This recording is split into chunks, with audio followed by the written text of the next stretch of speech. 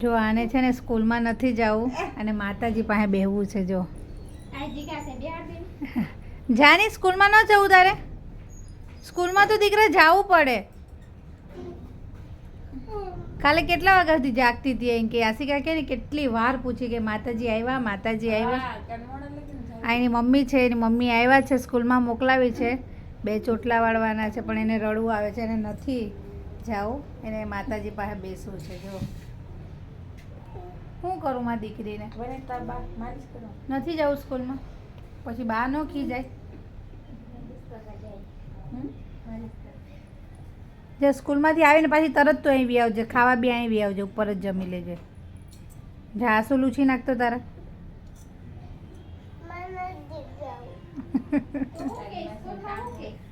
સ્કૂલમાં તું શું કહે? પછી રજા હું કામ પાડી તો શું કહે તું? શું કહે બોલ તો? શું કહે? મારા મામી અને મામાએ દશા માતા બેસાડીને આરતીમાં હતી એમ. તી ટીચર તો એમ કે આરતી તો સવારે પૂરી થઈ જાય તો તું 9 વાગ્યા સુધી શું કરતી હતી એમ કહે. એમ નહીં કે ટીચર? બધા સ્કૂલમાં ન હોય કે એ લોકો તો આરતીને તો આરતી બી મળી, એ લોકોને તો આરતી નથી મળી સવારની.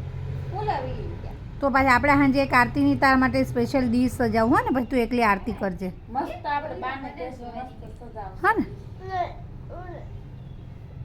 એને રડવા આવે ને એટલે એનો અવાજ નીકળતો બંધ થઈ જાય.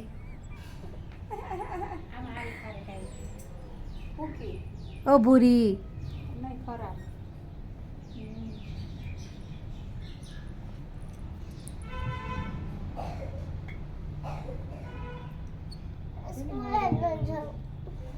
વેદ આબાદ જોતો પણ ફોટો તો પાડવા દે મારી દીકરી.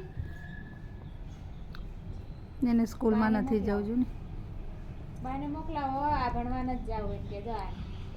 સ્કૂલમાં તો તારે જવું પડે. પછી દશા માતા મારે, પછી રાજી ન થાય. તું શું કે માતાજીને રાજી કરવા હોય તો શું કરવાનું એમ કહેતી હતી ને કાલે મને.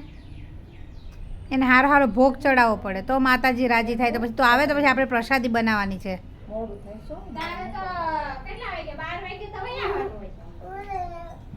જો ને જબરજસ્તી ને લઈ જાય સ્કૂલમાં જવા.